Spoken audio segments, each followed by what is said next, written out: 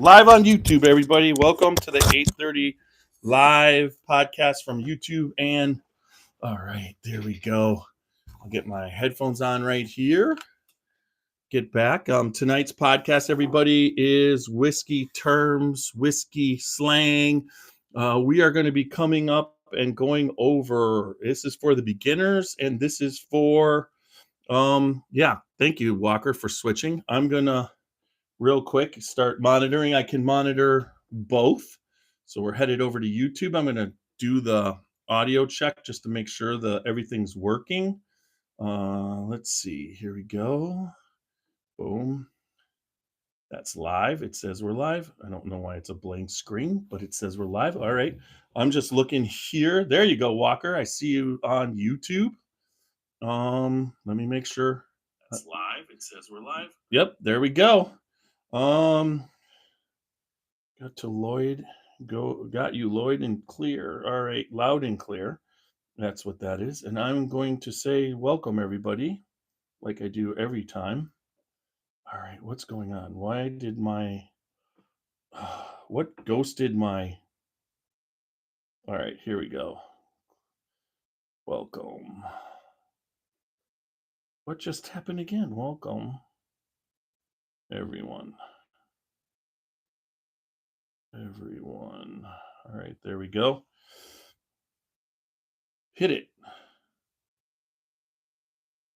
All right, there we go. And my let's make it right here. Yeah, my microphone's working. Everything's working. I'm gonna try and stay. Oh my God, I'm gonna try and stay. Let's go live. Let's try and stay live. There we go. Welcome to your live chat. Remember, good job. Boom. All right, I can monitor that.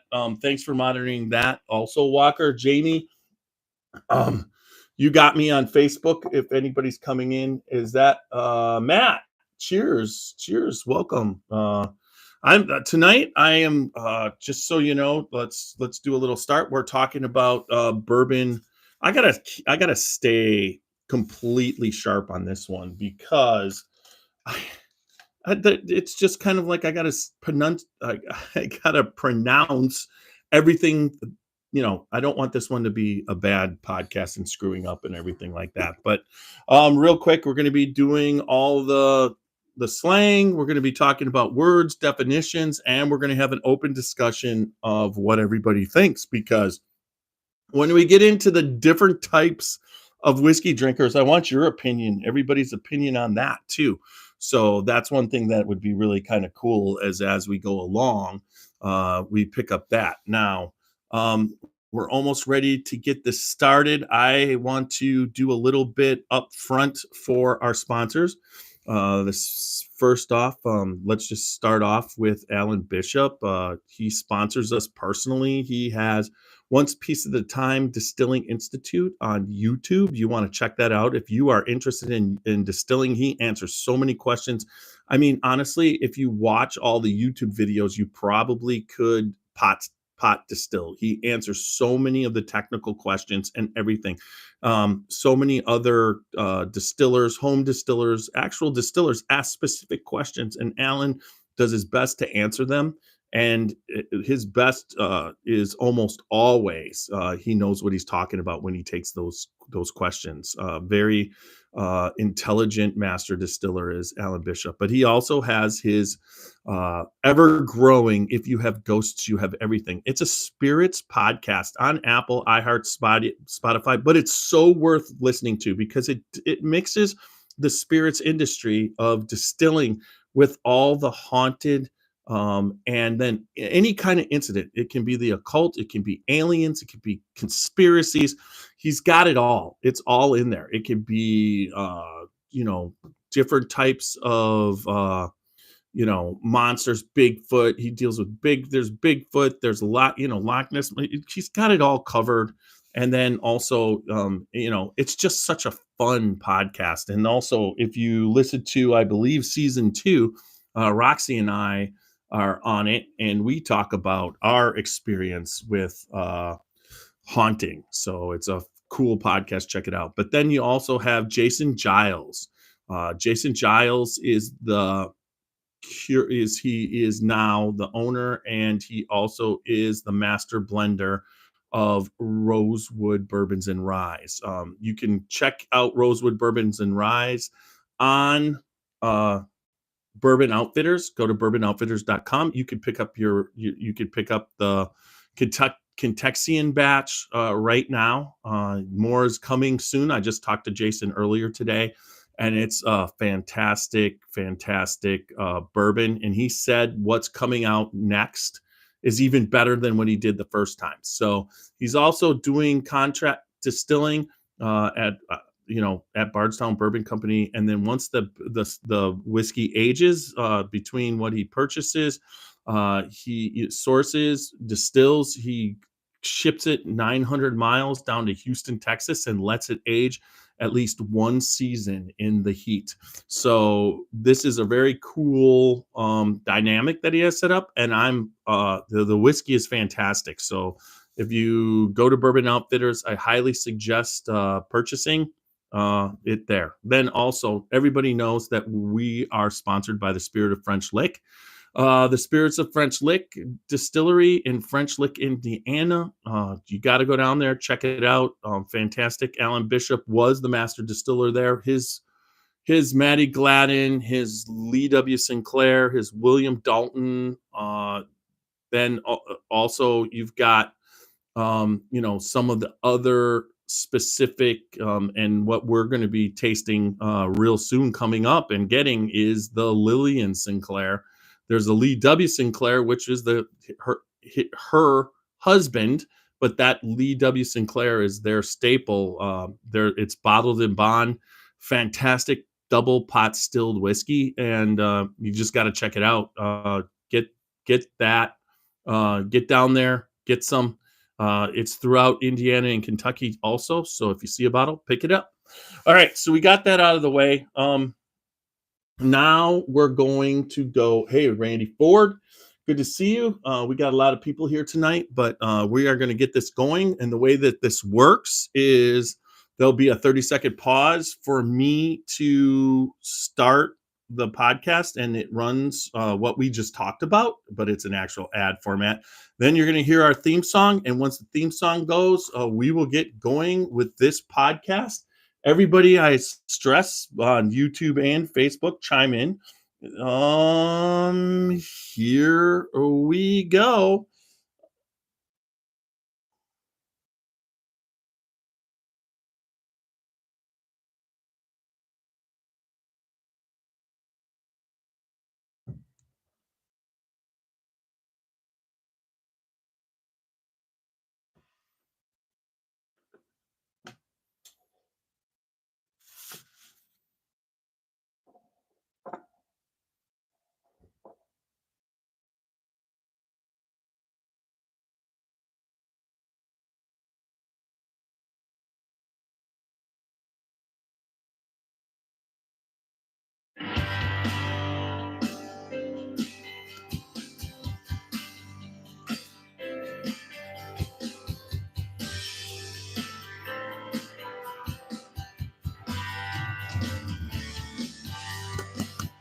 Taking 30, sipping on some scotch. We get a little wild, it's sure fun to watch. We love what we do, we're drinking everything. And it's all songs, but we're telling the truth. Yeah, we're the Scotchy Barons boys, raising some hell, making some noise. Yeah, we're the Scotchy Barons boys, we're here to have fun and we hope you enjoy. We're here to have fun. Yeah.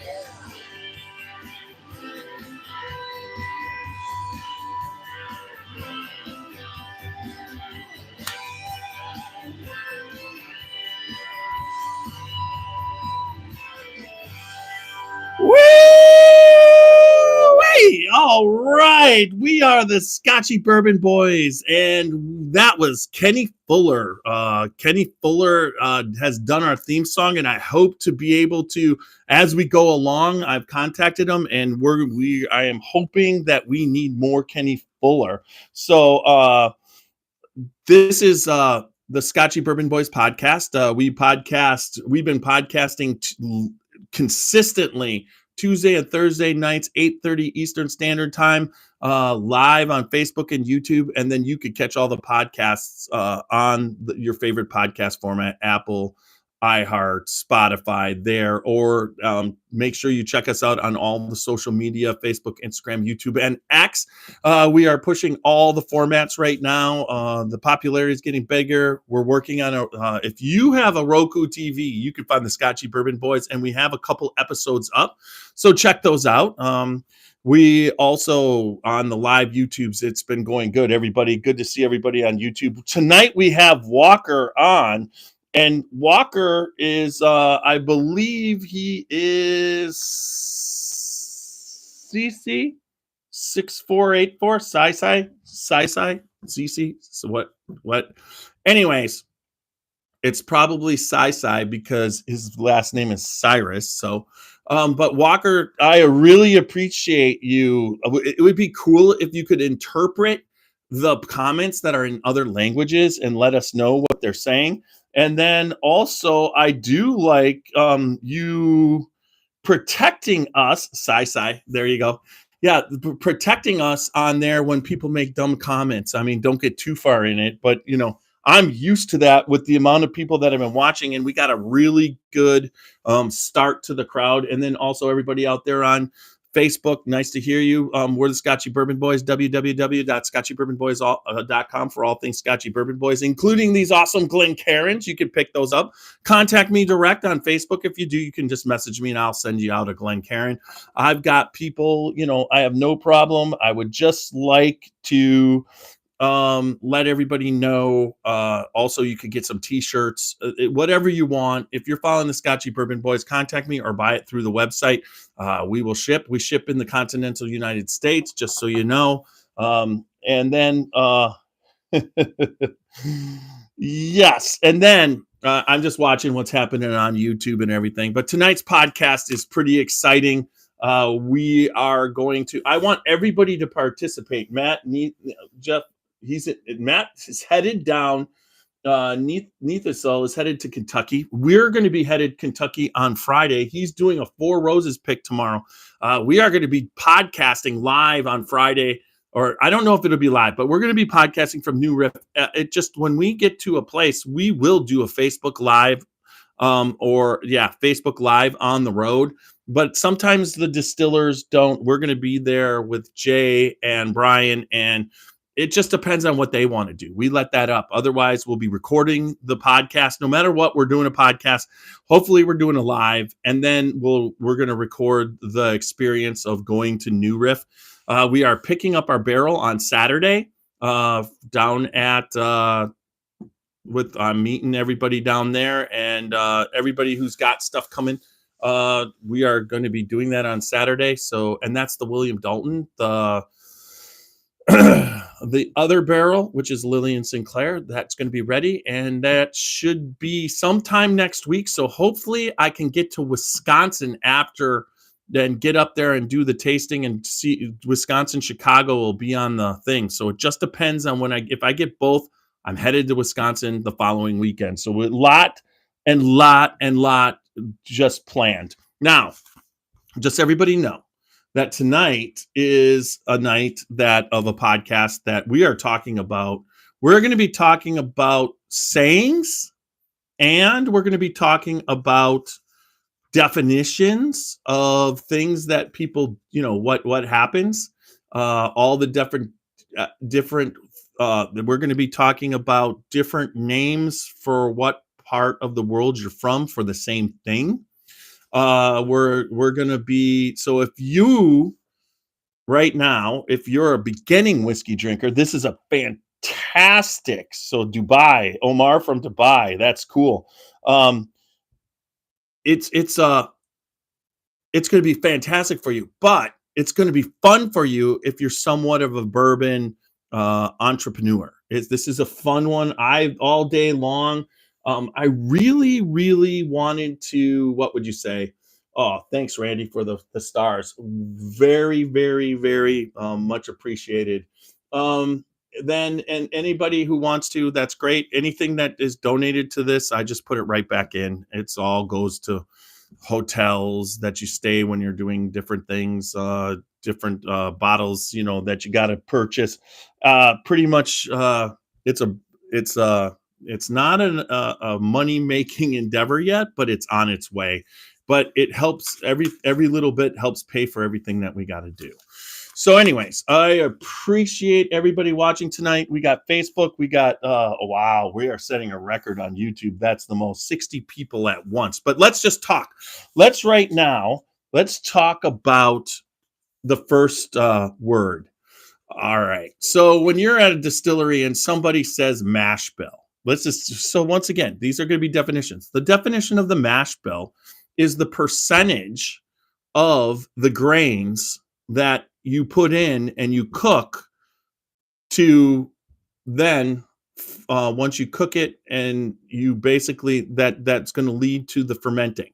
So a common mash, is for bourbon is to be bourbon, it has to be over 50% corn, but a lot of them are 72-78% corn. The mash bill always will equal 100%. So there can be 2% kashi grain. I mean, there's so many different buckwheat that could be in there, and then there's also barley. So whatever the grains that are in there and the percentage is considered the mash bill. So this tells you what kind of whiskey that you're going to have. Now, let's get into the different types of whiskeys and what they mean. So if you hear someone say a high rye bourbon, that instantly tells you it's a bourbon, which means that it's going to be 50% corn or higher. But once you're through that, if it's a high rye bourbon, that means that where 72% corn is normal, you might have 65% corn, 5%, 65%, 5% barley, which would then put you at 30% rye. So it means that the rye in the mash bill, it as a secondary grain, because when bourbon, it has to be a secondary grain, is higher than the normal average mash bill when you're what you're dealing with. It's pushed up by the amount of rye, which takes down the amount of corn. Barley mainly is in it on a mash bill, is because of what it does to help the yeast, the enzymes that get put in through the barley, so that the yeast can break up the sugar chains that are in the corn and the wheat more easily. So barley is put in there pretty much. Now, sometimes you can up the barley and then you'd be using it as a flavoring agent for the specific mash bill. Now, when someone says a wheated bourbon or a wheater, that means instead of rye, which is the grain, there's more wheat. There can be rye in a wheated whiskey. Or a wheated bourbon or a wheater, there can be some rye. That means that rye, the wheat is the secondary grain. So sometimes you can have a little bit of rye. Let's just say the wheat is 22% and the rye is 12, which comes out to 34. 2%, 36, and then you put the 64% corn, and there you have a wheated bourbon. That means the wheat is the second, or a wheater means that the secondary grain in that bourbon is wheat. The main difference between wheat and rye, it's almost visually not much of a difference. So it really comes down to how heartily it grows and what it's used for. Like, wheat is used to make bread, grains, and stuff. It's a much, not as harsh. Rye is a more sturdy crop. It can grow in colder weather. It's grown commonly in the north of the where they grow wheat, because it will sustain weather better. So that's why the rye It's a stronger. It's got like the flavor in it is a little bit more spicy, peppery kind of thing when you do that. So that's what you're dealing with now. So when you hear a weeder or a weeded bourbon or a high rye, you're referring to bourbon still. That means the corn is more than 50% in that mash bill. Now, when it comes to a wheat whiskey or a rye whiskey, that means that there's more than 50% wheat or rye in those particular mash bills. So the corn would become a secondary grain in those whiskeys. So when you're drinking rye whiskey, corn is the secondary grain, not the main grain. The main grain, when it's in bourbon, it's the corn's the main grain. Great. So there we go. That covers all your different, that covers what a mash bill is and the different types of bourbons or the different types of whiskey that you're drinking. Let's get into the distilling act. This is one that not a lot of people understand on the label if you haven't really got into going to distilleries and finding out how things are distilled. And it's sweet and sour mash, a sweet mash and a sour mash. So a sour mash is you take some of what was some of the distiller's beer from the last batch and you put it back into the next batch. This helps with fermentation and whatnot. So you get it to the fermentation happens.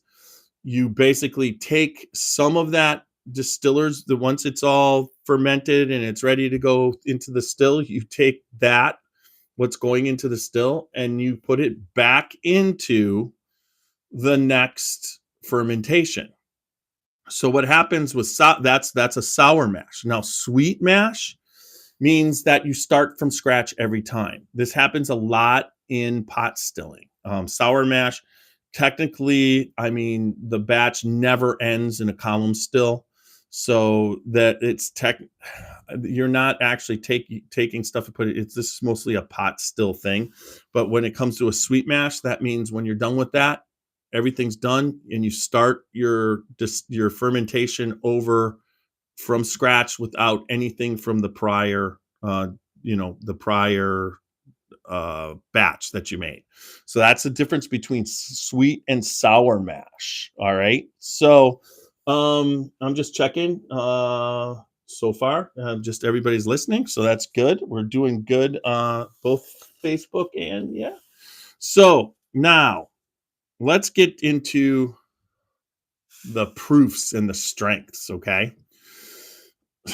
So cask strength or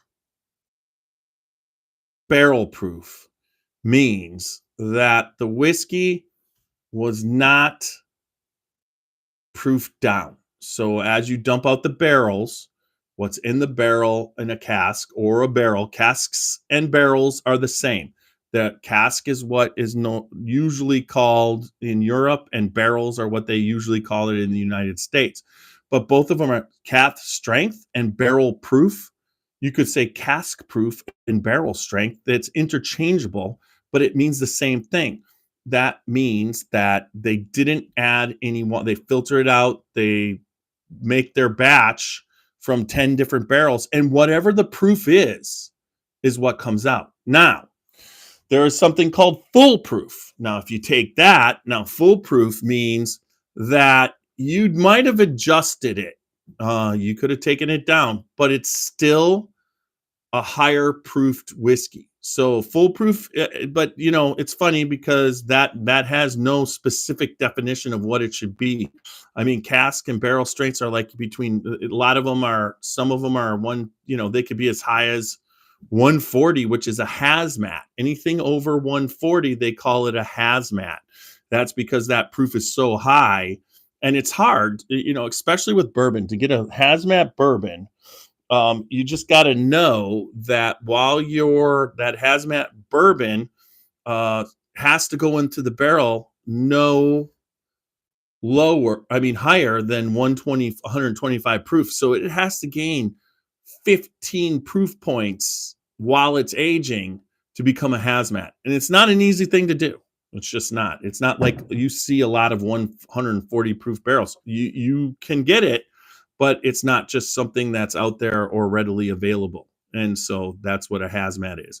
Now, an age statement. So let's just go into the different types of whiskey. So to be bourbon or to be whiskey, because there's white whiskey, but to be bourbon, it has its special things. 51%, it has to be 51% corn, has to be made in the USA. It has to come off the still at 160 or lower, and it has to go into the barrel or cask 125 or lower. Those four things. But the fifth thing is it has to be put into a brand new charred oak container, barrel, bucket, it doesn't matter. But to be bourbon, it just has to go in. You could dump it right out again. That barrel now is used and it's bourbon. I don't know why anybody would want to do it, but you could do it. You could put it in a charred oak bucket, dump it in there, brand new, walk it across, put it in the bottle, and then the charred oak bucket couldn't never be made to use bourbon again because it's used. So that's the kind of stuff that you got with that. Now, straight bourbon, Kentucky straight bourbon, Indiana straight bourbon, Wisconsin straight bourbon. To be straight bourbon, it has to be at least 24 months, 2 years aged for that period of time. So when you see straight bourbon, you know it's been aged at least 2 years. Now, bottled in bond takes it one step further, and it basically makes it aged 4 years. The bourbon has to be aged 4 years or more. So you can have a 7-year bottled in bond, and you might not know it, but I will explain how the years work. And it has to be one distillery, one grain season. So all the grains have to be from the current season. It has to be at the same distillery, and then it has to then age for 4 years in a bonded warehouse by the United States, and then or more, 4 years or more, and it then gets bottled at 100 proof. So when you see bottled in bond, you know what you're getting. When you see straight bourbon whiskey, you know it's been aged at least 2 years, but you don't know what you're getting after that. It could come from a lot of different things that can happen to Kentucky straight or Indiana straight. Now, when you put it into Wisconsin, Indiana, it's just telling you where it is. Bourbon has to be made in the United States, so it can be any of the states where the distillery is. So those are the kind of things. Now, the age statement, if you see an age statement on a whiskey, bourbons can be, you can have multiple different ages in the bourbon. So let's just say right now Jim Beam came out with Jim Beam Black 7. So the youngest whiskey in that bottle is 7 years old. You could have 14-year-old whiskey. You could have the majority of it 14 years with a little bit of 7. Or you could have 12, 14, and 7. So it's then Jim Beam 7. It can't be Jim Beam 12 or 14 because it's got to be called, that's what an age statement is. It tells you what the youngest whiskey is in the bottle. Now, if they're using older whiskeys, I honestly think that they'd probably tell you. I know that Evan Williams does their master select, and they put 23-year-old Evan Williams in there, but they don't even put an age statement on it. A lot of distilleries there for a while, Knob Creek had it off. It has it back on. I believe it's Knob Creek 9 year is their age statement on that. So all they do is, let's just say for a while they don't have enough, so they have to use some younger whiskey. So they basically take the age statement off. They're just trying to make the whiskey taste good still, but sometimes, supply and demand makes it so that you got to use a little bit younger whiskey, and then you do the blending so that you can match the taste.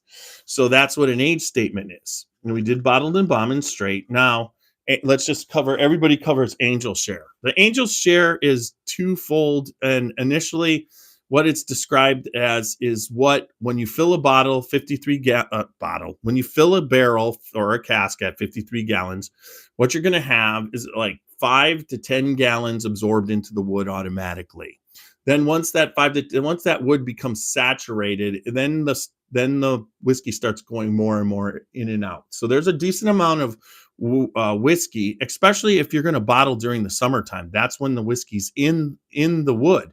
If you bottle during the wintertime, a lot of the whiskey's out of the wood. So there's lots of different, some people like some of the whiskey in the wood because the whiskey that's in the wood might have a more bitter taste. And so you're always tasting this barrel, and it's at different times of the year, and it's going to taste differently because when all the whiskey's out of the wood, so all the whiskey that was in the wood now is in the barrel, making the barrel taste a little bit more oaky, woody, more tannins or whatever. And then when the summer comes around, it absorbs it back in.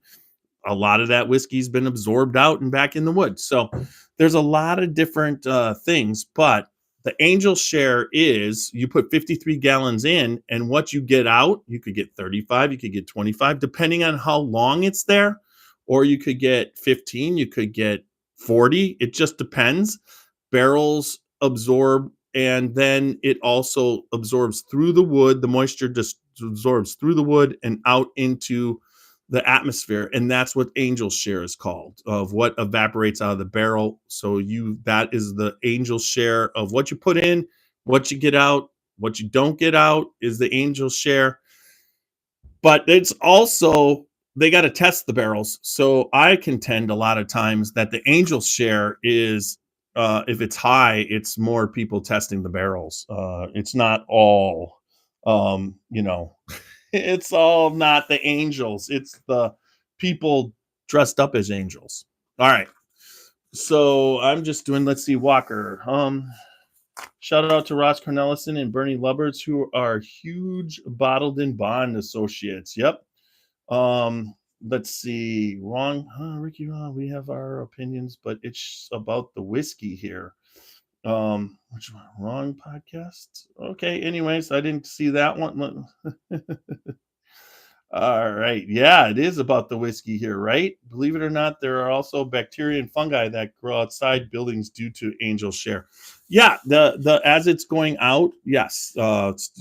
That's what the blackness on the what you call it are. All right. So we're gonna get out of the distilling. We're gonna get into some of the more let's just talk about controversial stuff. All right. So everybody knows what a bottle kill is. That's a bottle kill is when you finish your bottle. It's like once it's done, it's killed. Happens a lot at a bar.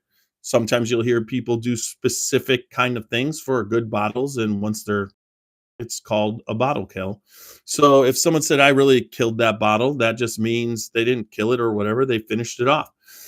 Juice. This is one that Alan Bishop doesn't contend that he doesn't like it when you call it juice. It's not juice. It 100% would be considered alcohol, distillate. There's a lot of things, but when you call it juice, but juice is a cool thing to call it. The juice in the bottle's awesome. That juice is that dude produces some really good juice.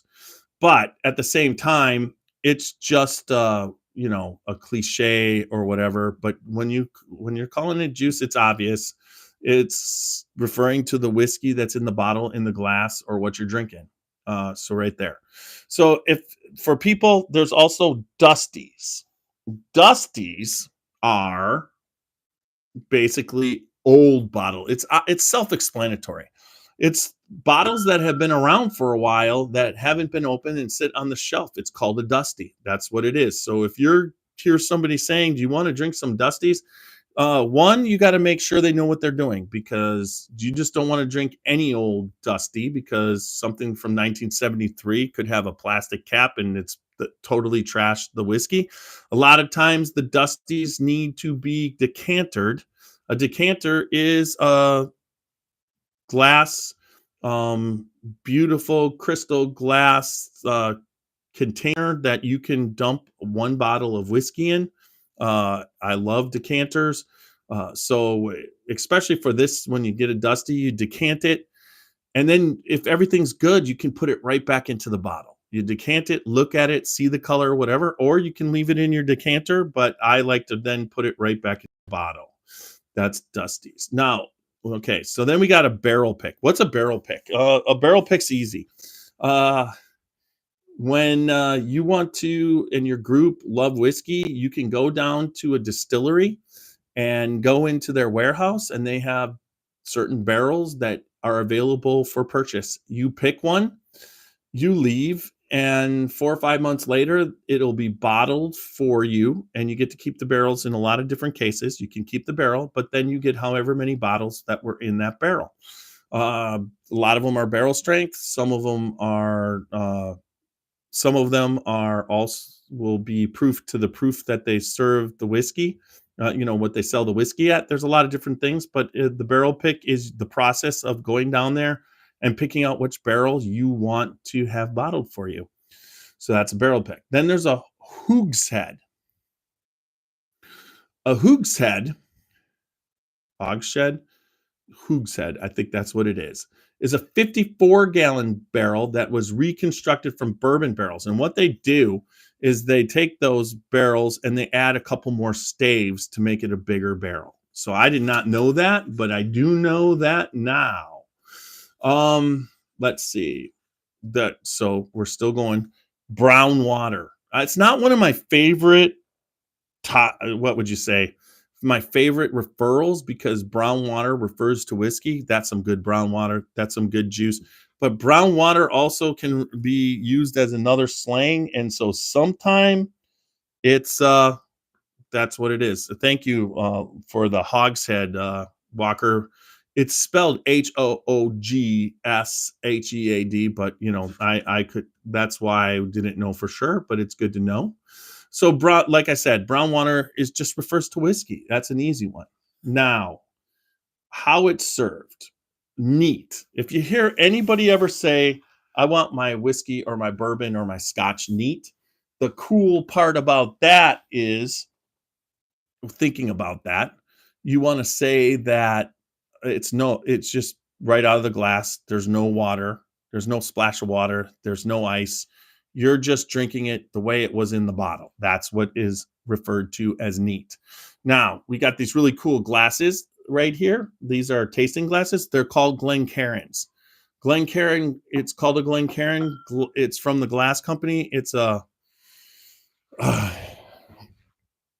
glass company over in England, and they make these crystal Glencairns, and there's a lot of knockoffs, but they're just designed perfect for nosing and drinking whiskey. That's what a Glencairn is. Then there's I would like my whiskey with a puck. So a puck is kind of cool. A puck is referred to is some sort of ceramic or stone that's been in the freezer. So what this does is chills your whiskey without adding any water. So that's what, if someone says, "I'd like my whiskey with a puck," they're just looking for it to be chilled. On the rocks, means that it's over ice. You're going to put it there. Now there's a big ice and there's a big rock. That's a one large cube. And then, but if you're asking for on the rocks, you're asking for some crushed ice in there, and you're going to put it and then fill the glass up and drink it that way. A museum. If you hear somebody refer to, we need to do that with Heaven's Door. Yeah. I tried, Matt, I did try and get down to Heaven's Door this Sunday, but it's not happening. It's switched over to Whiskey Thief. That should be a lot of fun with Walter down at Whiskey Thief. But if you hear somebody say museum, what they mean by museum is that this person buys whiskey but doesn't drink it. So when you walk in, they have all these awesome bottles and they're unopened. That's what a person with a museum is. That guy, all he doesn't like whiskey. He just likes his museum. Likes to have a museum, and that's what that refers to. Now, I got this right here. Let's see. Yep. I gotta see what this one is. It's called clocking a barrel. And could you be return a whiskey and bourbon? Come on. I had it right here. I don't could you be Rick Ryder? Clocking a barrel. Kentucky, you're creeping in for Rosa. I had it here. How to clock a bourbon barrel. Okay. This is clocked. Oh, so now I remember. Okay. So clocking a barrel is getting it in the rick house. So if you hear someone, he was clocking, your basic, or that was clocked wrong. That you want to get the barrel in the rick house with the bung hole up. Now, we'll go right now. The bung hole is the hole in the barrel. It's called a bung hole. The plug that you put in the bung hole which is also oak, is considered a bung. This is where Beavis and Butthead got it from. It's been a bung hole forever. Beavis and Butthead were an 80s cartoon, but it makes sense. This joke about a bunghole and a bung has been around forever also. So know that the hole in a barrel is called a bunghole, and the cork or the oak cork is also called a bung. So when you clock a barrel, that means when you're rolling it in the rick house, when it rolls into the rick house, it rolls into the position with the bunghole up. There's a key to that. One, it's not going to leak. It's going to be in there 4, 5, 10 years. If it's going to be facing down, there's a chance for it to leak. Two, it also makes it so that it's obtainable, so that you can take the bung out and taste the barrel as it's aging. It's a skill that people who work in rick houses, as they roll the barrel in, whatever position they are in the rick house, they know the angle to roll that barrel right into place with the bunghole up. So that's what clocking a barrel is. Thieving a barrel. That means you're taking it up. Now, it's funny because sampling barrels have been a part of it. Sampling barrels, there is the angel share is not taxable to the federal government. So neither are taking samples, and they're not selling it. You're allowed to do it in the making process. So what they say is when you take it out for sampling, you're based and you use a copper lynch, but here it's called a whiskey thief, because that's used to take the samples out that you don't have to pay taxes to the federal government on. That's why they call it a whiskey thief. That's why they're when you hear me talk about thieving a barrel, and we're whiskey thieving 101, when people are like, you're not stealing it. Well, you're not stealing it from a standpoint of illegally taking it and not paying for it, and you're heisting it out of the distillery. You're thieving it because the barrel has 50 gallons and now it has shy of 50 gallons when you're done. So you've just committed theft against the barrel. That's whiskey thieving and thief. So there you go. Yeah, and I'm going to tell you, whiskey thieving is probably one of my favorite things to do on the planet. I can even show you what a whiskey thief looks like, I think. Is that up there on there? I can get it out there. Yeah, here we go. I have one. Let me right here that we use. It's a good, if you're watching on YouTube, you can see it. but it is a copper tube. It's beautiful. I'll hold it up right here for everybody to see. It's got a handle here, a hole right there. And then as you got it, there's a hole right there. And for you all there, yeah, right there. So it works like a giant straw. You dump it into the barrel. And once you dump it into that barrel, it will fill to the length, the height of what the the level in the barrel is. So if you stick it in there and it hits the bottom and there's 12 inches of whiskey in there, it'll fill 12 inches into the thief. You pull it out and you can fill your glasses with it. This is like I said, one of my favorite tools. I've tasted some of the greatest whiskey in the country out of that thief, and I look forward to that way, way more. I'm going to be talking about taters, Randy. That is for sure. Let's see. We did bunkers. Okay. And then we did hogshead brown clock. We're done with thieving. All right. So in distilling, these are other terms you're going to hear. This is two different. One is Scotch and Irish whiskey, and then the other is American whiskey. So when you're distilling, you have three distinct periods. Once the distill starts to heat up, and the first liquid that comes off the still is called the heads.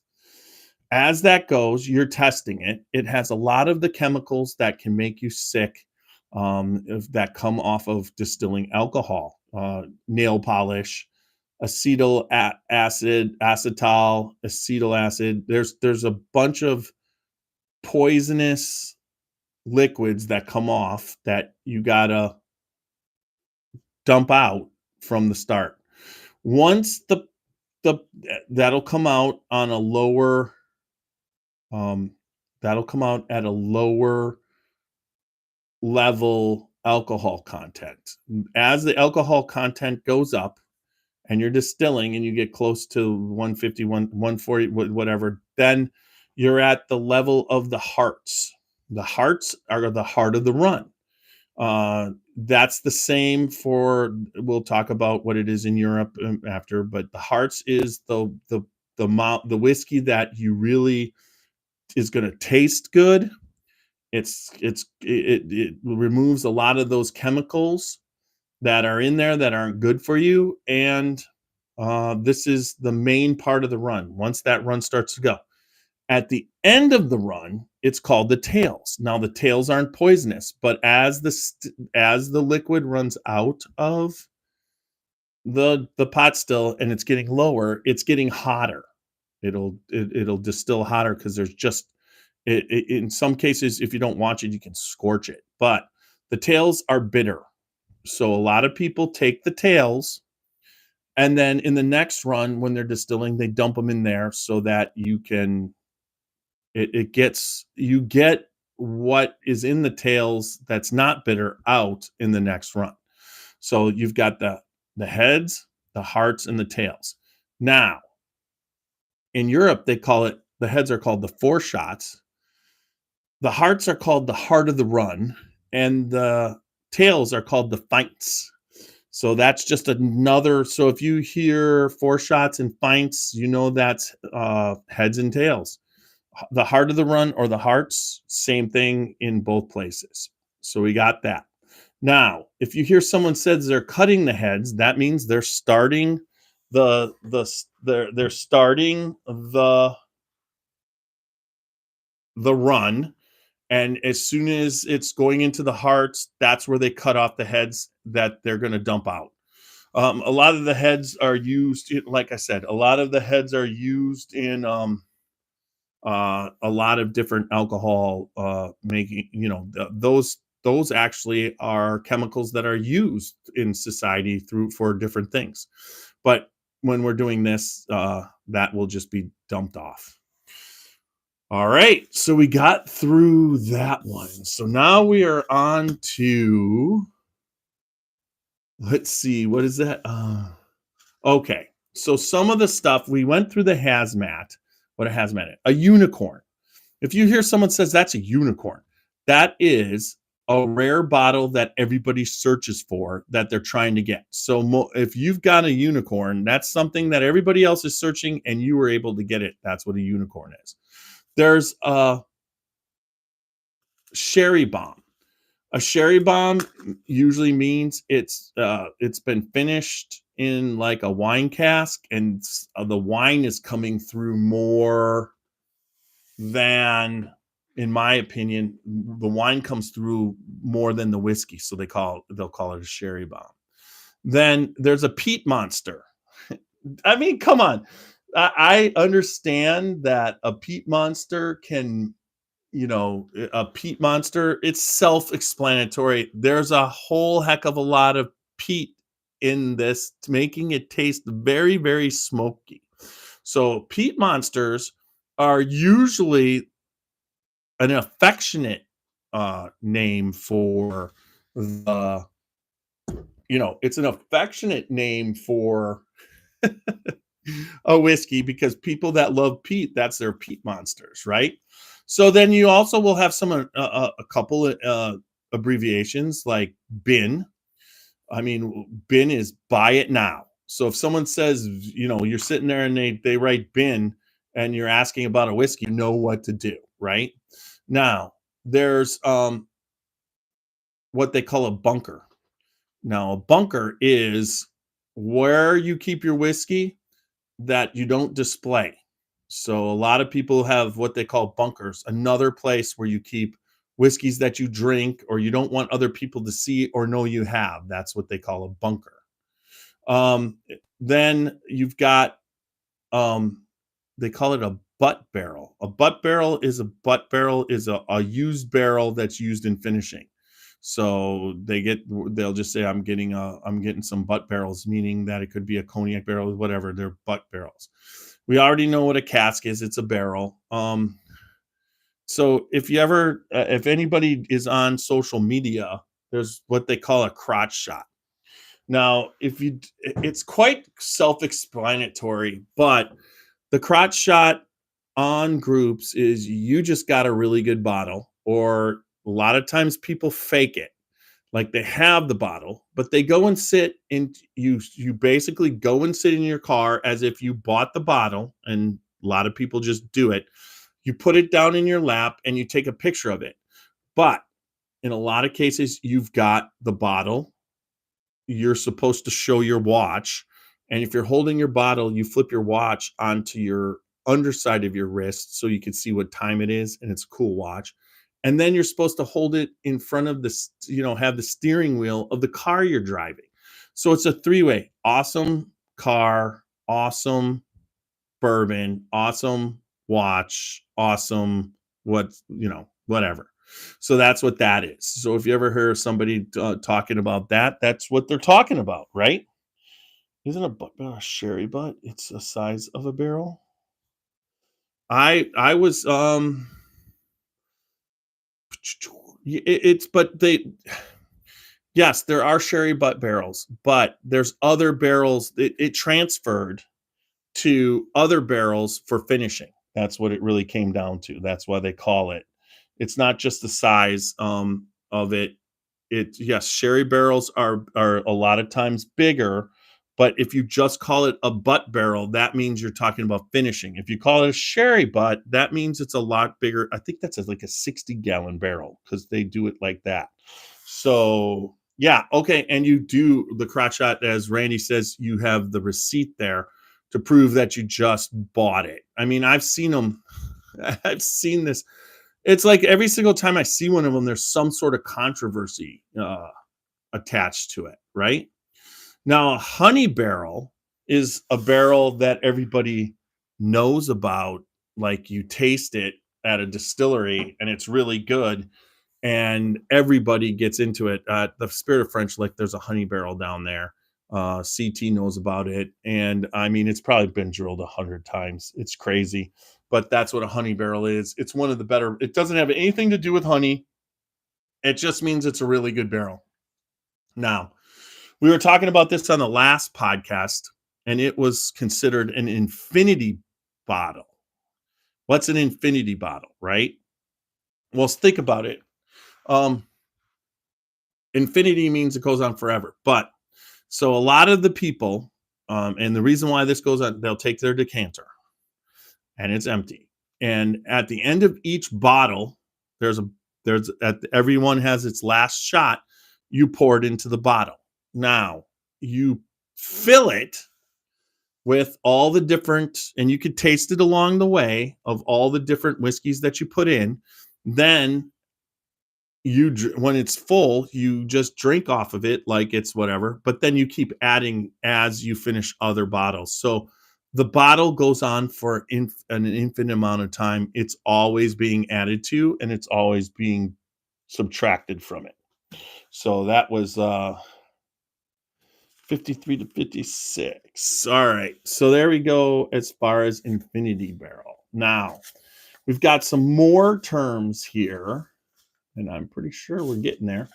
So if someone says in the wild, when that refers to in the wild refers to you got it off the shelf at a liquor store, and it's not a zoo, a lot or a museum. I mean, some liquor stores just have stuff, and it's a museum. You're not really finding it's like secondary on their shelf. Okay.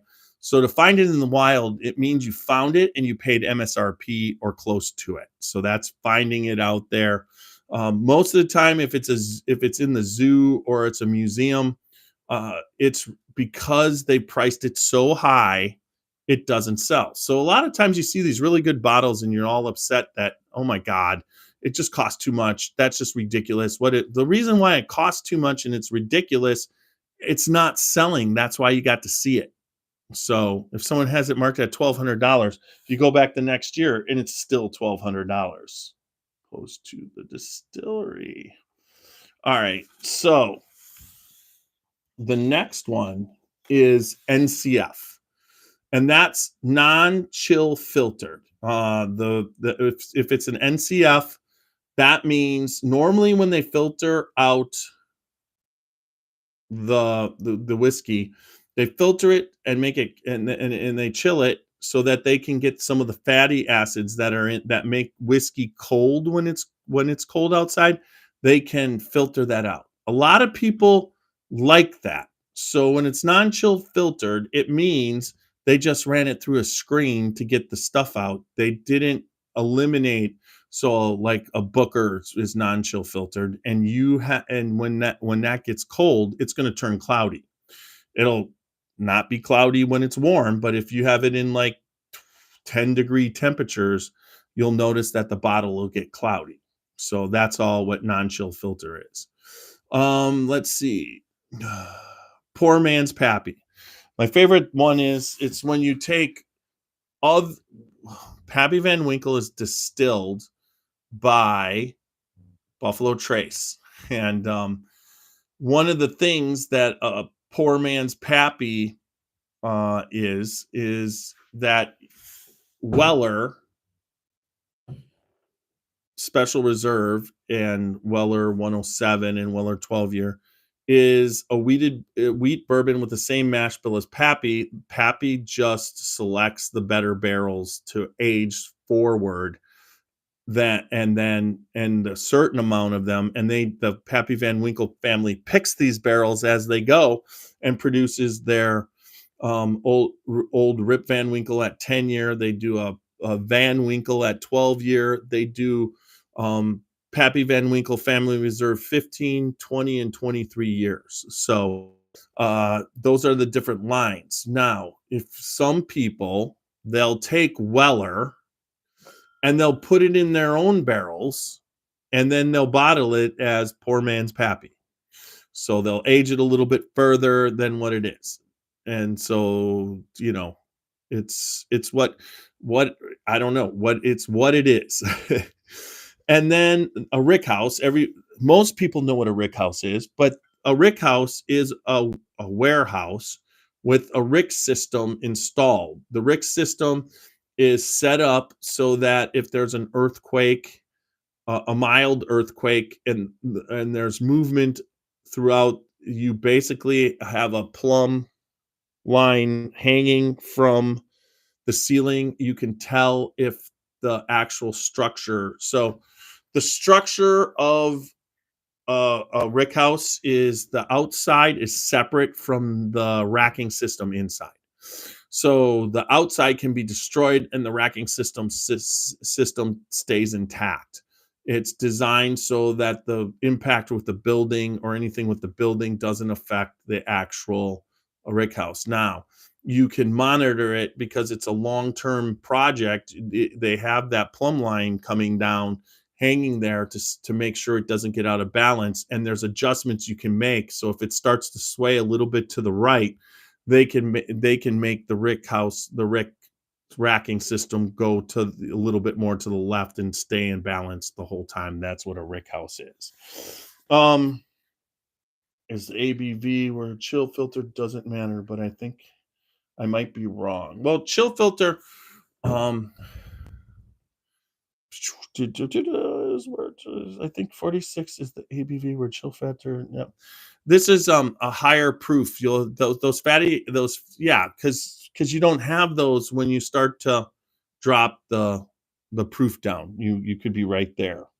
Let's see. The next one, secondary. If someone says secondary, that just means they bought it and now they're selling it. And they're not selling it for the primary price that they bought it for. They might have added in extra price for waiting in line, knowing where to wait in line. I mean, a lot of people don't like to wait in line and they got a lot of money. So they pay secondary to get their whiskey from somebody who waits in line for them. I mean, it's just that simple. That's what it is.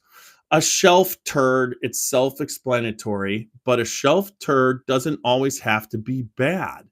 It's referred to by people who just it's something on the shelf that's always there. You know, Jim Beam's always there. Jim Beam.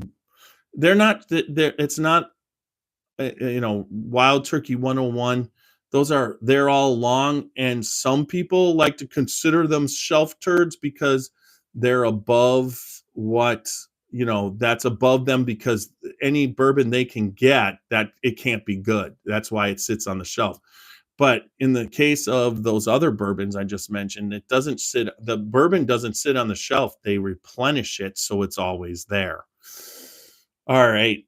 Taters. Oh, Jamie, let's see. Heads up, be used for heads can be used for hand sanitizer. Yes, you are right there. We're on taters. Now, taters are people who the taters, the biggest tater purchase, one of the biggest tater purchases, Blanton's. There's certain bourbons that they don't a tater is someone, they could drink it, but they want it because everybody else has it and they try and get it, and then they want to sell it for more. So when people refer to those taters, it's irritating because they might obtain 6 bottles of Blanton's, keep one, and sell the other 5 to make a profit. But they're only doing it because they're taking advantage of people who don't really know bourbon, that are there for the hype. And just like anything else, there's an awful lot of people who drink bourbon and are in it for the hype. And they don't know exactly what they're doing. That's why I like to do this podcast, because I'm in it to help anybody out who doesn't know a lot so that they understand what they're hearing. It took me a long time to figure out what an actual tater is. I mean, I swear to God, sometimes everybody acts like a tater, but it's these guys that are always searching.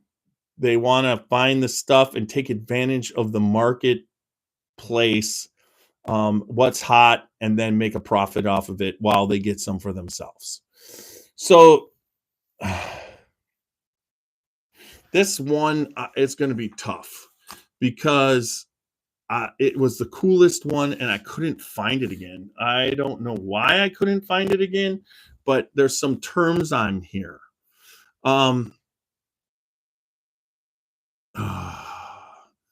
The diet. So these are terms of different types of whiskey drinkers, and I had them all.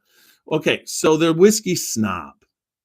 It's obvious. I've done podcasts on the whiskey snob. It's somebody who thinks they know more than everybody, and what they like somehow makes them important, and that if someone else doesn't like it, it's somehow they have something wrong with them, and their opinion is the only opinion that matters to in their overly aggressive opinion. It only matter Everybody should pay attention to it, that their opinion is the only one and everybody should listen to them. That is a whiskey snob. I know a lot of people, Steve Coombs, not a whiskey snob, Michael Veach, uh, I would also say Fred Minnick. These are whiskey critics. They all know what they're doing when it comes to whiskey. They understand the process and everything. But I'm telling you, if your palate doesn't match theirs, that doesn't mean you're wrong. It's just that simple. I swear to God. It's just like there are people on the planet that love lobster in dipped in butter. And there's other people that won't even touch lobster. Lobster to me is delicious. Other people, it's not. It's the same with whiskey. There are whiskeys that are good for everybody that a lot of people really like. And yes, that's part of it. But people who understand that your taste buds, when you're drinking whiskey, the only thing that it tastes like it matters is to you what it tastes like. But just because someone else doesn't like what you like doesn't mean they're wrong. When you start to tell them they're wrong because somehow you know more about it, that is what a whiskey snob is. A whiskey snob also thinks that even a beginner um, doesn't have a right to have an opinion on what whiskey tastes like. And so that's what a whiskey snob is. Now, I wish I could. Let's just see if I could find this because I really want to give it one shot. I'm going to call, let's see if I can find it based off of this right here. Anti snob.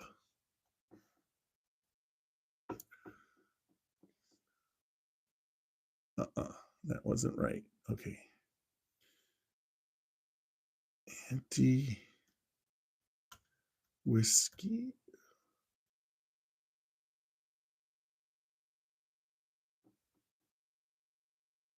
snob. Let's see if I could find it.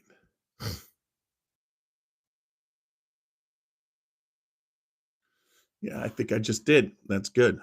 There we go. Yep. The anti snob. He's one that usually loves crap like, I don't think Old Crow's crap, a bottom shelves and ancient age.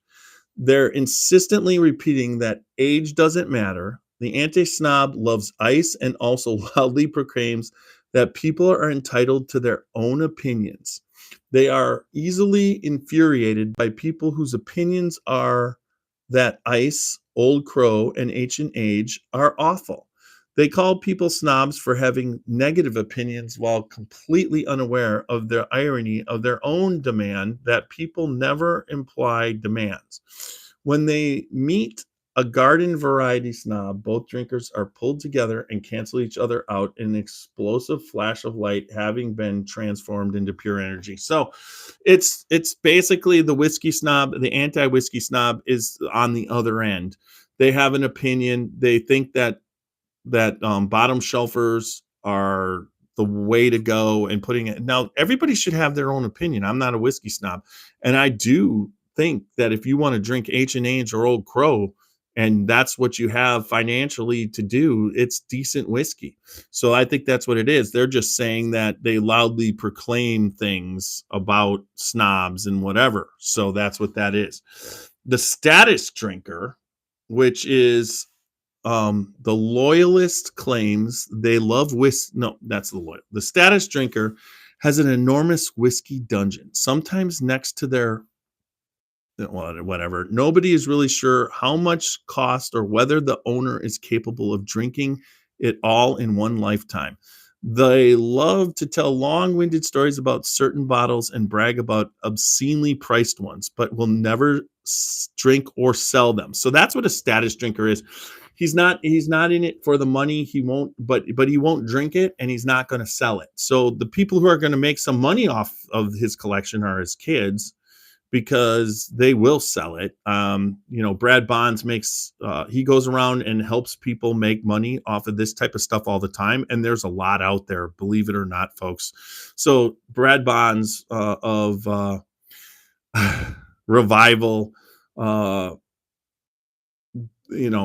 shop down in, oh my God, Covington, Kentucky, where I'm going to be on Friday night. Brad basically loves the status drinker, because that, once he's gone, his status quo of his family, they like to let that go after that. Now, the loyalist claims they love whiskey, but only drink one brand like Jameson. In fact, you're pretty sure they haven't tried anything else ever. When presented with a brand outside of their experience, they don't know what to do or say.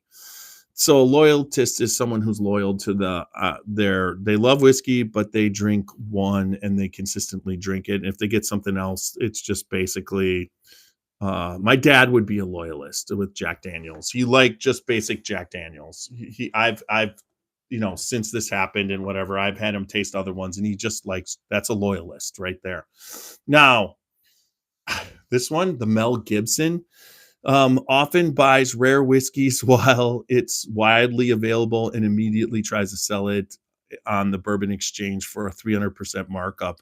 They are bizarrely self-righteous and ironically out of touch with what things they love. Frequently, they tell you things are blasphemous. Usually hate, oh, never mind, but only vocalize it when he's drunk. It's just, oh my God, that is a bizarre category right there. But this is coming from different types, how to drink whiskey, different types of whiskey drinkers.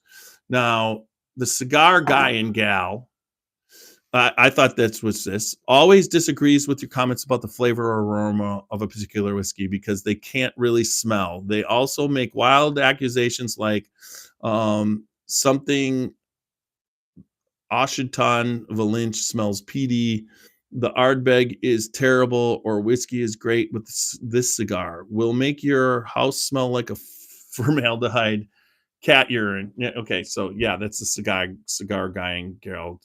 They basically come over and tell you something that they're not smelling good because they smoke a lot of cigars, but that one's weird.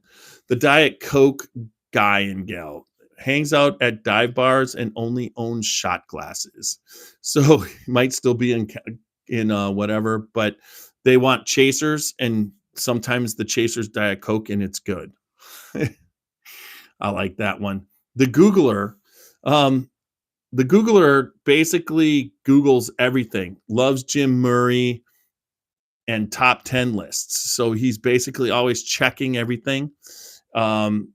Pappy Van Winkle, he understands it, but he has no idea that Buffalo Trace makes it or what any other brand by it. So it's somebody who's always searching and then talking based off what they learned on Google.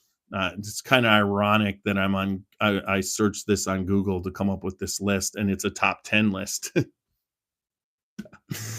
But the grammar horror. This is one that basically points out the difference between whiskey with a Y and whiskey with an EY, or when you're doing posts, is going to basically think they're better than you and they know more about whiskey because their grammar's better, and they point it out.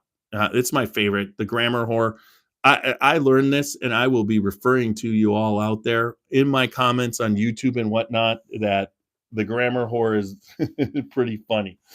Um, from the Diet Coke, I hold my gold spot from the Diet Coke people. All right, there you go. Now, there's the contrarian. It's a hipster of whiskey. It hates whenever you like. They think the old stuff was better, and they only drink cheap stuff, but claim to have loads of high-end whiskey experience, sometimes seen wearing bow ties. The contrarian awful smells bad and listens to annoying music while drinking. That's funny. Now the troll, that's basically um it's basically somebody who basically tells you that I get trolled all the time that my website sucks. I mean, it's just straight up. I was on a NFL football site, trash talk for the NFC North, and I'm a Packer fan, and Bear fans are on there, and we're all doing whatever. And out of nowhere, one of the guys is like, "Your podcast sucks." It's just like, wow. Just because I'm a Packer fan, my podcast sucks, is funny. I was amused. I'm like, I would expect that out of a Bear fan. That's what I expect. So that's people who troll you. Canadian, yes, I'm talking to you. Just basically comment with some snarky bullshit. I mean, how he puts it. Now, there's a blogger know-it-all or a podcast know-it-all. I Most podcasters or bloggers, I don't think that I've not come across many that just think. I mean, when you're dealing with and talking to Fred Minnick, he understands that it's just you drink what you like, and same thing when you're talking with uh, Fred or Freddie. No, it's you drink it your way. If you like ice in it, for God's sake, put ice in it. And if you like Jim Beam, don't let anybody tell you it's bad whiskey. I mean, for God's sakes, it's the eighth largest selling whiskey in the world. I mean, if it's bad, then whoever's telling you it doesn't know. They're the ones who don't know whiskey, because they're telling you something that they shouldn't be, because it's your opinion, and their opinion there is theirs. And if they're telling you that theirs is better and you shouldn't be drinking something like Jim Beam, or you shouldn't be drinking Jack Daniels because it's not high end enough or whatever, you can tell them to go jump in the lake. They're the ones that are the problem. But that gets me to that. Does anybody have any other questions? There's Wayne. My children are going to have a problem. I will have a lot of open bottles that won't be able to sell for much. They should enjoy my collection and remember pops. Well, that's Wayne. That I mean, honestly, the one thing that I got lucky, I had a son that did like to take a lot of stuff from us, but he didn't like whiskey. So he left my whiskey collection alone. I have a lot of whiskey too, as you can see behind me, below me, to the sides of me.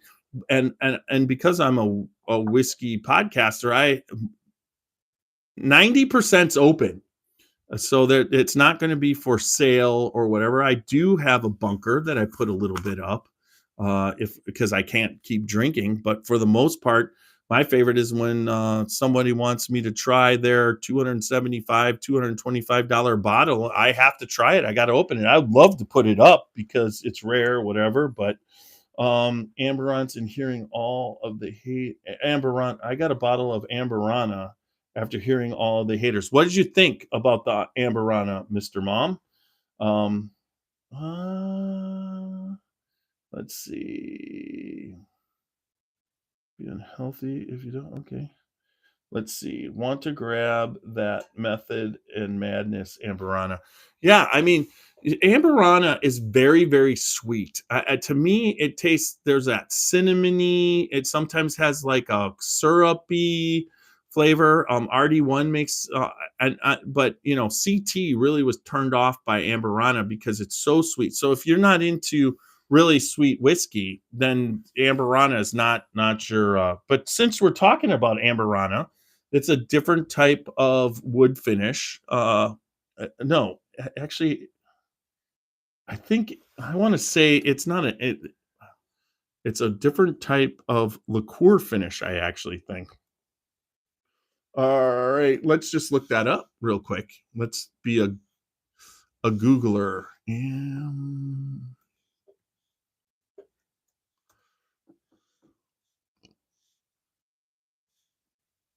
Amberana. Okay, it is a wood. It's a genuine a family for it contains 3 species, which are Brazil, Peru, Bolivian Amberana. It's a wood. It's a wood finish, and it definitely has some really nice. You didn't like but I got the RD1, and I actually think it's right here. I want to say it is. I usually see it when I'm messing around. Johnny, doom, boom, boom. No, yeah, there it is. Let's pull this out first. I got the RD1 Amberana, but we'll finish that up. Everybody on YouTube and Facebook, I'm gonna stay on a little bit so you guys don't. It's Brazilian wood. Okay, I'm gonna go. Well, let's see.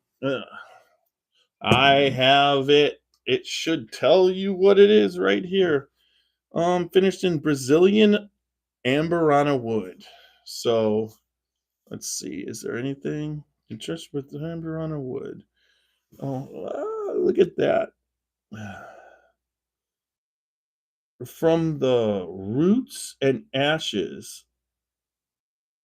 All right. I need light. I got that.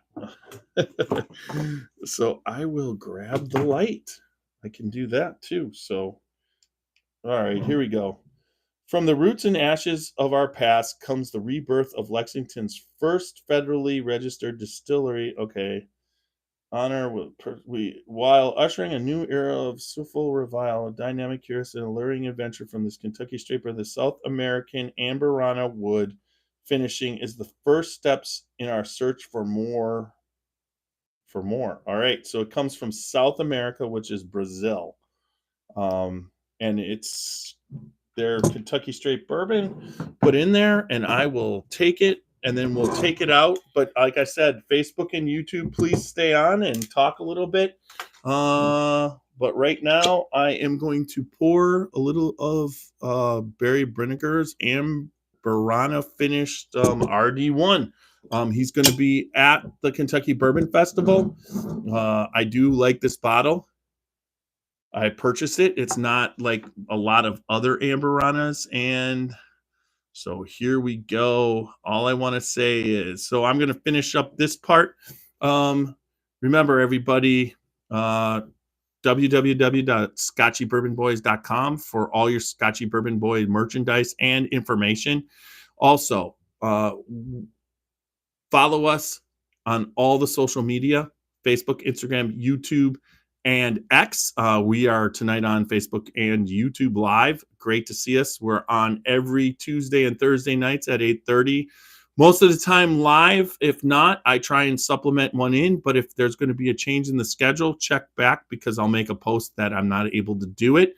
Especially in September, we are headed to Kentucky Bourbon Festival. That schedule will be a little bit wonky, but also follow us on Apple, your favorite podcast format, Apple, Spotify, Pandora, iHeartRadio. If you're driving in the car, you ask Siri or Alexa, play the Scotchy Bourbon Boys. It's going to happen. So with that said, remember, everybody, good bourbon and good friends equal good times. Remember, drink responsibly, don't drink and drive, and live your life adventurously. Little Steve-O's going to take us out.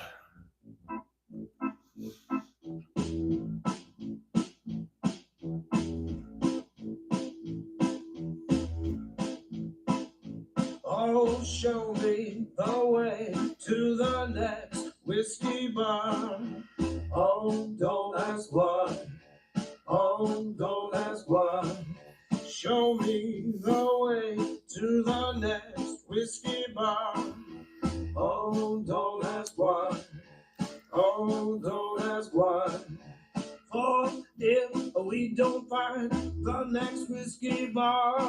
I tell you we must die. I tell you we must die. I tell you, I tell you, I tell you we must die. All right, stopped recording. Let me get this audio magic. I usually improve voice call, no background noise. Yeah, let's get shorten pauses. Improve clarity. There was no crosstalk, that's for sure. All right, file, publish, uploading.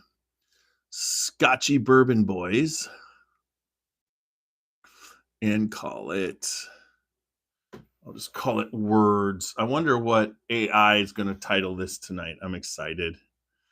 All right, it's building the episode. So, can I jump in on the live during the bourbon bust this year? What do you mean, Matt? Jump in? Of course you can. The whole live can be. I've kind of got some shit down compared to in the past. So we'll do a live on the bourbon bust. That sounds fun. It would be nice that let's see.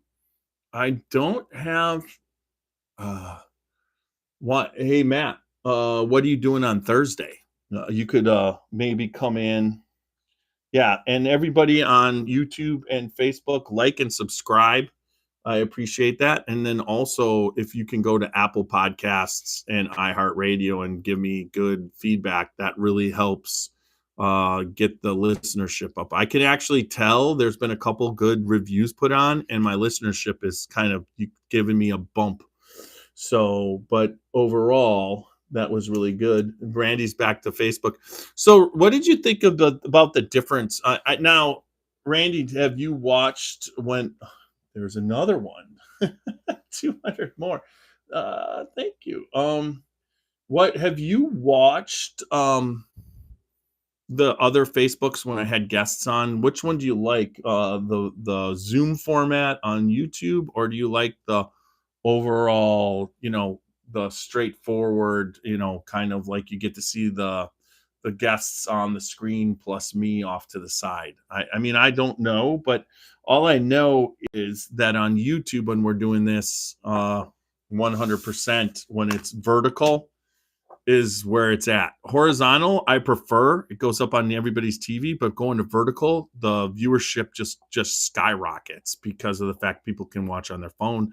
That's where the majority of people are watching. This was a very educational, I think, podcast, wouldn't you say? The picture is better on Facebook. That is weird because, well, I got two different cameras. One's my phone, and then also that I agree. Would you say, Randy, the lighting's better? Because it does feel like the lighting always is better on the Facebook than it is on the YouTube. But who knows? Anybody? What you guys all drinking? Anybody? Everybody? On Facebook and YouTube. How is the bourbon craze? Is it going like it was? Yes. Dex, some of the people in the bourbon craze, what's been happening is the craze has not died off for the good bourbons and the good people who make great bourbon. Where the craze is kind of like on the edge is that the new people that have been blending the same bourbon from the different distilleries and then coming out with their own brands, and they're not actually distilling, that is a little bit dying. The new brands have a hard time, and some of the other brands that weren't so hot, they're kind of like going by the wayside. So we're looking at Tiny Randy, your thoughts. Light. So you do like, okay. Yeah. Well, the one thing that I'm good at, it took me a while, but I come from an artistic background. Let's see. I just killed Rock Hill Farms. Walker and I are also drinking 13 Colony Single Barrel Creek Strength Rye tonight. Randy, are you and Walker together? Or are you just like hanging out here? And then lighting is, thank you, Walker. And then Maker's Mark, Ohio rocks again. So do you like that one? What does it taste like there, Matt? What's that Maker's Mark?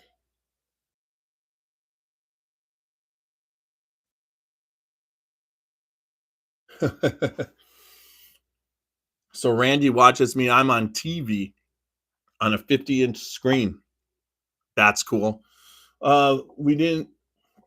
So, but what? So Matt, I could cue you in on Thursday. We could do a podcast, bring you in on that. I could bring Cleveland on the Rocks, man, my guy up in Cleveland.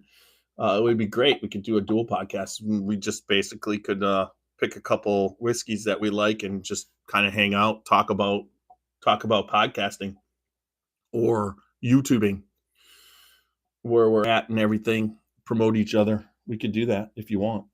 Nope, Brandy and I are just texting back and forth. He's in Florida. Yep. Okay. So I can't find that bottle to save my life. The CYP is the wild.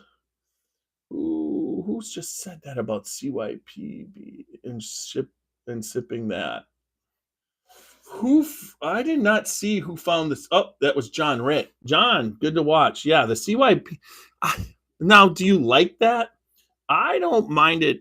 Yeah, that was another one I missed. Is sipping with, a sipper. A sipper is one that you're gonna do. You're not gonna drink a lot of it, and each time you're gonna get a Glencairn. You're gonna sit back, watch a podcast, and sip it, or go out by the fire on a cool night. I would be tempted tonight to go out there too. So, anyways. What did Matt say? It's burnt brown sugar and a hint of walnut with a light tobacco. Ooh, that's interesting. I'd love to taste that, but who knows? But anyways, I can send you the Zoom invite if you want, Matt. Just let me know. Let me know. Otherwise, I got to come up with another. I think actually I've been putting a lot of time and effort into the podcast. This is, I believe, the 398th podcast that we've done. That's a lot of podcasts and a lot of subject matter. I try and not repeat subject matter more than once a year. There are some things that as you become more and more popular, people don't go back to watch the old stuff. So you keep going forward with the new stuff. I think there's going to be a rabbit hole podcast coming up soon because rabbit hole is something that I completely and totally enjoy. But it'll also give me a reason to go get a Cave Hill right off the shelf. One of my favorite bourbons. I do like their brand. Would be great. I have a beer tasting at 6:30, but I'll be done by 8:15 or so. Yeah, I'll send the link and you can join me. Maybe we could talk about something that you want to talk about, because I know you always have a take on I'm more focused on some of the it's kind of like the interior whiskeys where you like to focus out more and do that type of stuff. Bottles to Kentucky Bourbon Festival that you can try too. I'll bring it up. Thank you, Randy. Can't wait to see you at Kentucky Bourbon Festival. That's just going to be a blast. This year, we're even bigger. Lots of people. I hope everybody. Hey, Walker, can't translate Hangul, but welcome. And can you use Walker? Usually what I try and do is put it through Google Translate. That's what I try and do. But that's almost that's what you got to do. YouTube's not going to, they don't do it for me ever. And it's kind of frustrating. And I'd love to know what he's saying, but welcome. Yeah. We don't even know we can't see his name or her name or whatever. Thank you, Forley, for that. I really appreciate it. I'll miss you guys. You're going to be in Ireland. That's a good place to be, though. That is for sure. Yeah. Matt, when I usually make the schedule, the Zoom I'll do it on Wednesday. I'll do it tomorrow for Thursday. So I'll get you the Zoom after work sometime around 5:30. If you can just chime in, that'll be great to have you on. I will look forward to it. It's kind of like doing a cross podcast thing from our studios would be great. All right. Chris, I can't find the bottle. Okay. Um, yeah, it's but we're gonna be at Bourbon on the Banks. So, and then I'm down in Kentucky this next weekend. We're going to be at Whiskey Thief this weekend, and also New Riff on Friday. So this is exciting going down. I look forward to seeing Walker and Jamie down there. I think CT and Andy are going to be coming, and then where we go from there, who's joining us after that point, I'm not sure, but was dueling, so I need to visit one day. He's a quarter Irish. There you go. My wife and I are headed to Paris Whiskey Live. What? Paris Whiskey Live. What's that? Oh, that's what you were. Oh, I have no idea. So Paris is a good place to go. I don't know too many French. France is known for their absinthe and their wine usually. I don't know too many whiskey places, but that's kind of cool what you're saying. Favorite bottles. Sounds great. All right, everybody. It's been we're visiting distilleries. Yeah, that's what I want to do. I actually have my driver's license September 21st to be renewing. I think I'm going to try and renew it now that the whole vaccination thing is over. I'm just going to try and renew it with a passport. So that ought to be cool. Hopefully everything goes good. It's a large whiskey festival. Pick up Maison Dieu. Okay, I did not know that. So you're going to a whiskey festival in Paris? That sounds like, and you're taking your wife. I got to figure out how to do that. That's for sure. So this Amberana that Barry Briniger does, it is this one. Oh, is drinking hot, and I'm not sure. Let me see what the proof is on this. Oh, it is 110 proof, so it's drinking, and it's not overly sweet. So I like the almost like has a maple syrup French toast and cinnamon, maybe a cinnamon toast crunch kind of flavor to it. She wants to go with you. I'll ask her if she wants to go with you. I wish I would. She would want. Yes, we would love to go to France, but my wife is a midwife, and getting away to Kentucky Bourbon Festival can be a challenge. All right, everybody. Once again, thank you for joining us, Matt. It looks like you're going to be on. So everybody who's listening tonight, Matt Leisen from Cleveland on the Rocks is going to be a part of this on Thursday. So we look forward to it. Hopefully I can get a couple other Scotchy Bourbon boys. I know that Super Nash tonight. We say prayers for his son. He had a 7.5 hour back surgery to replace broken pins in his back. The doctor said everything went well, but it's going to be a long road to recovery because that's not fun to, but it should be a nice upgrade from what he had before. So we'll see from Mr. Mom, he got a cinnamon French toast with RD1 amber. Yeah, like a cinnamon toast crunch, which is the cinnamon French basically. I want to go to Whiskey Live. Yeah, I want to go to Whiskey Live. He's good. Okay, so Four Leaf wants to go to Dublin, and then you're going to Randy's going to Paris. So there you go. I hope everything goes well. Prayers. Yeah. So he was hoping he could hop on for a little bit as far as saying hi to everybody, but his son was, I'm sure, going to be having a rough night after what he just went through. So he's there for him. And then I know this is CT's off week. He has on off, but he is a busy guy. He's got a junior this year in high school, and his Rachel also has a couple kids that are a little bit younger than that, and should be fantastic. Lots to do, and that I'll never complain about someone going and doing family stuff. Not a problem.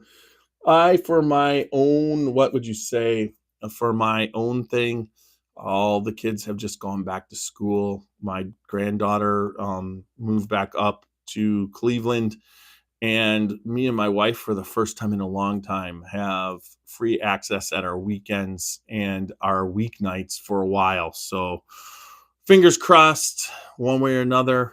I love my grandkids. I love to spend time with them, and I've got 5 of them. So, but it's really nice to actually now be a grandpa instead of a fill-in dad or extra. There's beyond being a grandpa, and I love being a grandpa. So there you go. All right, Randy, I need an opinion. My son is getting married in October. Which bourbon or whiskey should I take for the celebration to everyone? A celebration bourbon.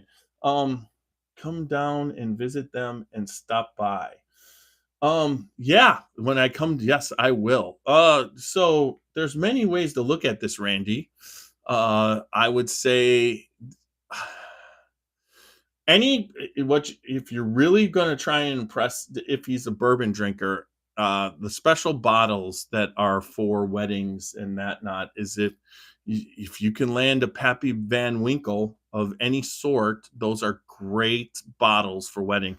I actually, for my son's wedding, went down to Michter's and did a bottle your own barrel proof Michter's bourbon and opened that that was a special bottle. So a lot of times a barrel proof that you can go with, but you can't go wrong with Pappy Van Winkle. I will say that.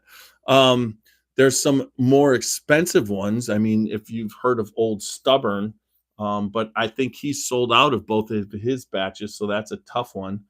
I brought one of them to Thanksgiving last year. So you brought the pep. Which one? I mean, if it was a 12-year, shoot for a 15. That's what I would do. I think that is the ultimate.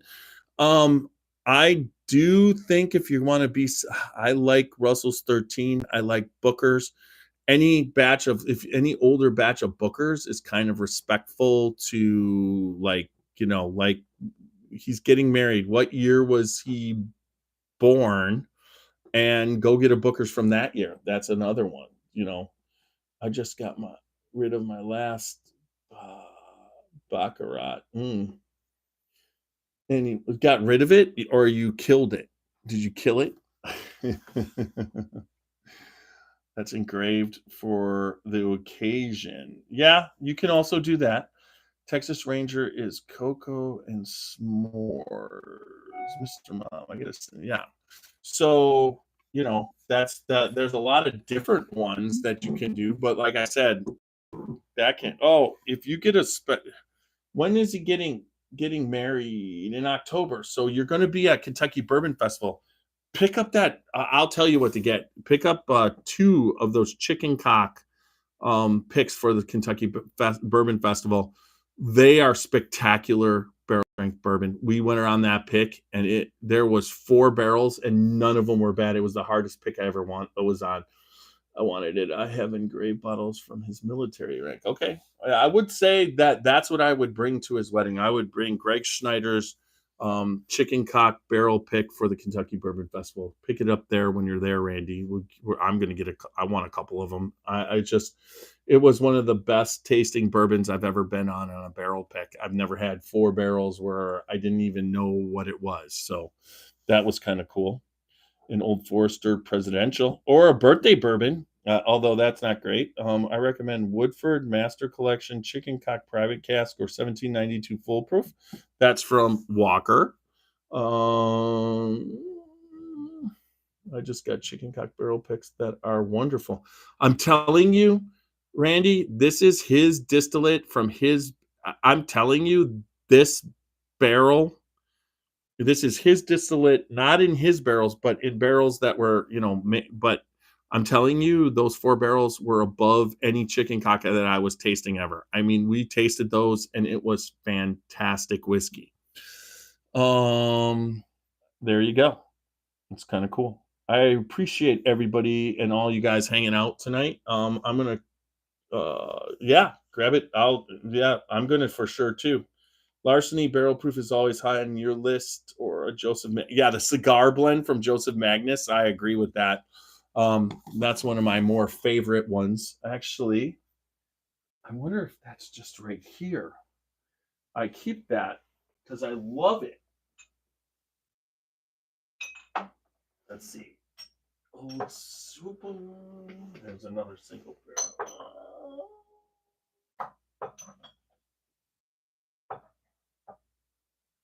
Where's that cigar blend? It's somewhere here. Anyways, I'm gonna turn off make an Old Forester presidential. Okay. Had 3 larceny barrel picks tonight. If you can find a Russell's 15, that would, yeah, I would say the Russell's 15 too. The Randy Russell's 15. I haven't even had that yet. That's what I'm looking for. I want one of those. I'm hoping I can pick one up coming up. So there you go. All right, everybody. I'm gonna end this on YouTube real quick, and then we'll figure it out on Facebook. All right. Good night, everybody on YouTube.